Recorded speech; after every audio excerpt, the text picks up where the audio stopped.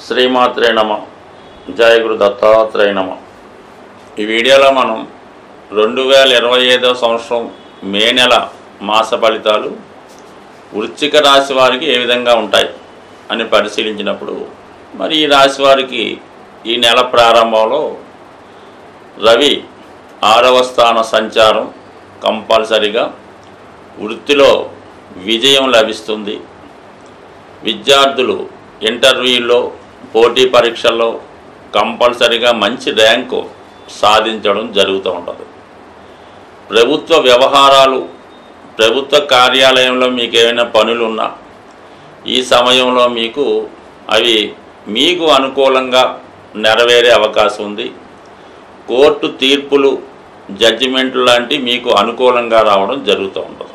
So ఏదైనా ప్రభుత్వానికి సంబంధించిన ఎటువంటి కార్యక్రమం అయినా మీకు సక్సెస్ఫుల్గా పూర్తి అవడం జరుగుతుంది. ముఖ్యంగా రుణ ప్రయత్నాలు ఫలించే అవకాశం ఉన్నది.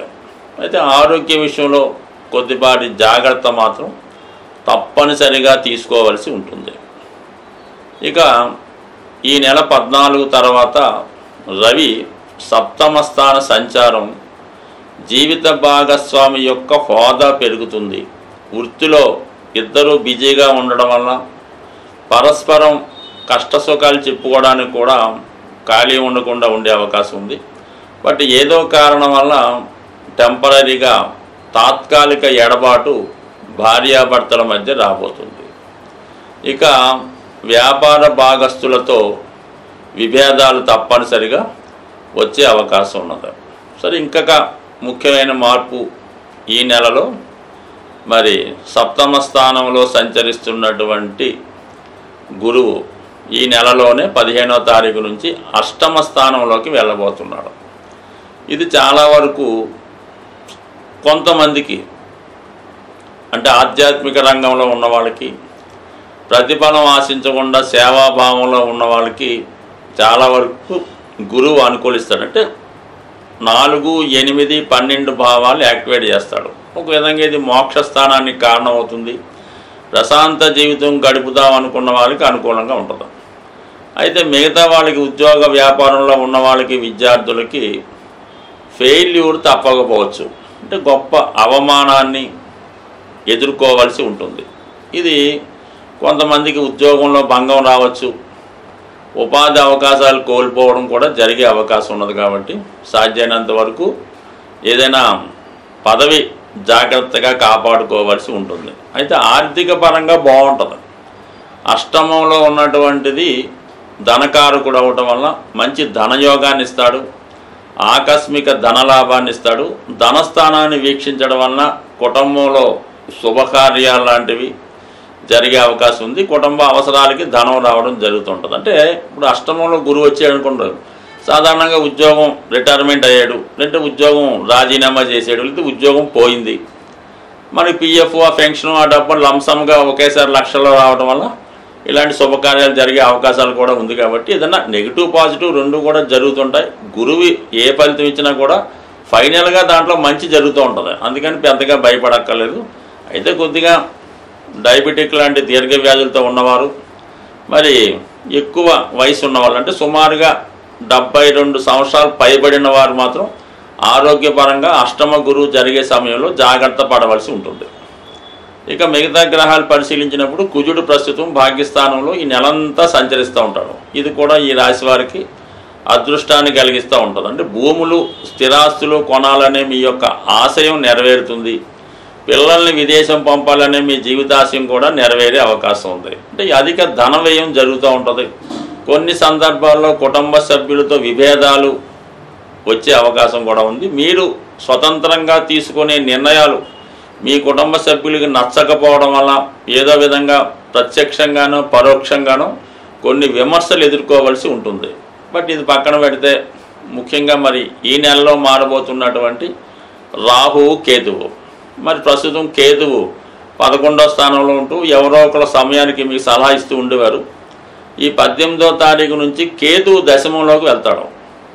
ఆటోమేటిక్గా ఉద్యోగంలో తప్పనిసరిగా మార్పులు వచ్చే అవకాశం ఉంది. అంటే కేతు ఈ రాశికి కుజుడితో పాటు రాశ్యాధిపతి అవటం వల్ల కొన్ని సందర్భాల్లో వృత్తిలో హోదా పెరుగుతుంది. అంటే ఎవరికి పెరుగుతుంది? ఆధ్యాత్మిక రంగంలో ఉన్న వాళ్ళకి, న్యాయ వ్యవస్థలో ఉన్న వాళ్ళకి, అంటే జడ్జిలు, ప్లేడర్లు అటువంటి వాళ్ళకి, మత ప్రవక్తలకి, మత గురువులకి, టెంపుల్లో అంటే ఏదో ఆధ్యాత్మిక రంగంలో ఉన్నటువంటి పౌరోహిత్యం చేస్తున్న వారికి వారి యొక్క పదవి పెరుగుతూ ఉంటుంది. అంటే ఆ పదవి పెరగడం వల్ల వీళ్ళకి ఆర్థిక పరంగా ఏం పెద్ద కలిసి వచ్చే అవకాశం ఉండదు, అయితే గుర్తింపు కలుగుతుంది అన్నమాట. ఆ విధంగా వృత్తిలో హోదా పెరిగే అవకాశం ఉంది. దాంతో రాహు 4వ స్థానంలోకి రావడం, ఇది కొంతవరకు జాతకుడు వ్యసనాల మీద ఆసక్తి వెళ్ళే అవకాశం ఉంటుంది. ఏదో ఒక కొత్త అలవాటు చేసుకోవడానికి కారణం అవుతూ ఉంటుంది. సాధ్యమైనంత వరకు ఈ గృహంలో చతుర్థం సుఖస్థానం కాబట్టి మీ యొక్క ఆలోచన విధానంలో మార్పు వచ్చి ఏదో ఒక బలహీనతకి కారణం అవుతూ ఉంటుంది. సాధారణంగా ఇంట్లో వాళ్ళ ప్రవర్తన కూడా కొంత ఇబ్బంది పెడుతుంటుంది. అంటే చతుర్థంలో ఉన్నటువంటి రాహు సాధారణంగా మనిషి యొక్క క్యారెక్టర్ మీద ప్రభావం చూపుతూ ఉంటుంది కాబట్టి అది జాగ్రత్తగా కాపాడుకుంటే మంచిది. ఇక శని భగవాన్ 5వ స్థానంలో సంచరిస్తున్నటువంటి వల్ల చాలా వరకు వివాహం విషయంలో ఒక నిర్ణయానికి రాలేకపోతుంటారు. కొన్ని పెళ్లి సంబంధాలు బాగా దగ్గరికి వచ్చి మిస్ అవుతుంటాయి.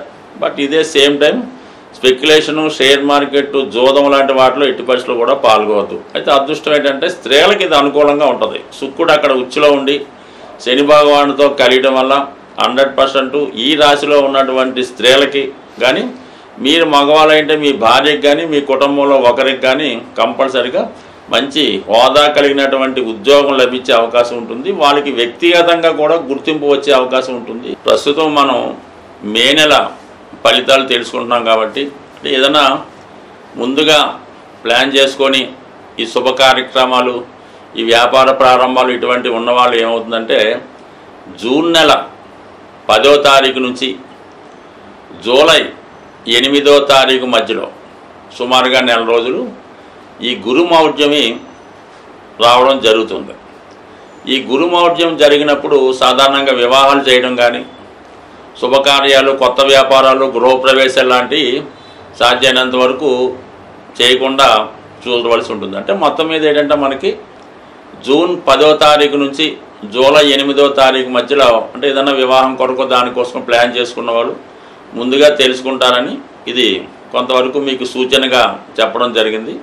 అందువల్ల ఏంటంటే ఏదైనా మీరు శుభముహూర్తాలు అలాంటివి ఏమన్నా ఉంటే మళ్ళీ మీకు జూలై 8 తర్వాత ఉండే అవకాశం ఉంది. అయితే మళ్ళీ ఈ భాద్రపద మాసం, ఆషాఢ మాసం ఇవన్నీ ఉన్నాయి కాబట్టి ఈ పెళ్లి విషయంలో అనుకున్న వాళ్ళు ఈ మోడాన్ని కూడా గుర్తుపెట్టి దాన్ని బట్టి ముందుకెళ్తే మంచిది.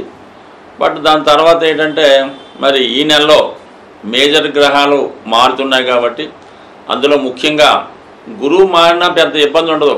ఏదో మంచి చేయడం మొత్తం మీద ఎవరికి అపకారం అయితే కలిగించడు, కానీ ఈ రాహు కేతువులే చాలా వరకు ఇబ్బంది కలిగిస్తుంటాయి. అందులో పైపెచ్చు ఈ రాహు స్వక్షేత్రమైనటువంటి కుంభరాశిలో ప్రవేశించడం, అలాగే కేతువు సింహరాశిలో ప్రవేశించడం వల్ల సాధారణంగా అధికారులు అలాంటి బలహీనపడడం వల్ల రాహు స్వక్షేత్రంలోకి వచ్చినప్పుడు కొద్దిగా సంఘంలో, లోకంలో, దేశంలో అక్రమ వ్యవస్థ ప్రారంభమవుతూ ఉంటుంది అన్నమాట. ప్రతిదీ కూడా అనెతికల్గా, ఇల్లీగల్గా వ్యవహరించడం, ఏదైనా సరైనటువంటి క్రమశిక్షణ, న్యాయ వ్యవస్థ లేకపోవడం జరుగుతుంటుంది. అది వ్యక్తుల మీద కూడా ప్రభావం చూపుతుంటుంది. కాబట్టి కంపల్సరిగా మరి ఈ జ్యోతిష్ శాస్త్రాన్ని ఎవరైతే ఫాలో అవుతుంటారో అటువంటి వారు ఈ మే నెలలో కంపల్సరిగా ఒకసారి విఘ్నేశ్వరుని యొక్క అనుగ్రహం కోసం అవకాశం ఉన్నవాళ్ళు గణపతి హోమం చేసుకోవచ్చు. లేనివారు విఘ్నేశ్వరుని గరికతో అర్చన చేయించుకోవచ్చు. అలాగే రాహు యొక్క అనుగ్రహం కోసం, అమ్మవారి యొక్క అనుగ్రహం కోసం చేయించుకుంటే చండీ హోమం చేయించుకోవచ్చు. చండీ హోమంలో పాల్గొవచ్చు. దీంట్లో అమ్మవారి కుంకుమర్చన అది చేసుకుంటే మంచిది. బట్ ఏదైనా ఈ రవిగ్రహానికి మనం నిరంతరం సూర్య నమస్కారం చేసుకోవడం, రాహు కేతువులను పూజించుకుంటే చాలా వరకు ఏ సమస్య లేకుండా చాలా అనుకూలంగా రావడం జరుగుతుంటుంది. బట్ బాగా సింపుల్ రెమెడీ ఏంటంటే అది చూడడానికి చిన్నగా ఉంటుంది, కానీ అవకాశం ఉన్న వాళ్ళకి కుదురుతుంది, అందరూ కుదరపోవచ్చు. ఏదన్నా గోమాతని సేవ చేయడం వల్ల, అంటే మన గోశాలలో ఉన్న, ఎక్కడ రైతుల దగ్గర ఉన్నా సరే ఆ గోవు దగ్గర కొంతసేపు ఒక అరగంట, 15 నిమిషాల్లో కాలక్షేపం చేయడం, ఆ గోవుకి సంబంధించినటువంటి ఆ పరిసరాలు శుభ్రం చేయడం, శుభ్రంగా గాలి తగలగా ఏర్పాటు చేయడం, ఏదైనా రకరకాల పదార్థాలు అక్కర్లేదు, కానీ ఎంతసేపు గోవుకి పచ్చగడ్డి, పెట్టడం వల్ల చాలా వరకు అంటే గోవుని మీరు చక్కగా సంతోషపరిస్తే మీ గ్రహాలు మొత్తం పరిష్కారం అవుతాయి. అందువలన గోవుల్ని పెంచడం, పోషించడం, ఆ పెంచుతున్న వారిని ప్రోత్సహించడం కూడా, అందువల్ల ఏంటంటే ఏదన్నా గోశాలకి డొనేషన్ ఇవ్వడం లాంటివి చేయడం వల్ల కూడా గ్రహాల యొక్క అనుగ్రహానికి పాత్రలయ్యే అవకాశం ఉంది. స్వస్తి.